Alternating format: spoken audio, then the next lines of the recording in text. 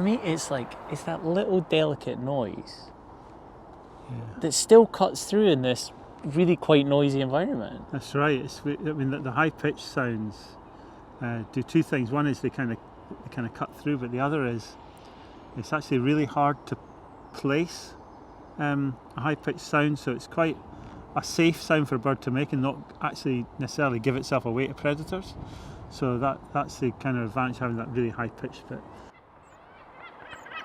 In the primeval forests of Europe, they would follow bison around and wild boar around, because these animals would disturb all the invertebrates, and that would be their food.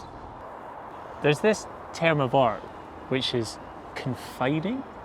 Confiding. Right? Tell people what confiding is.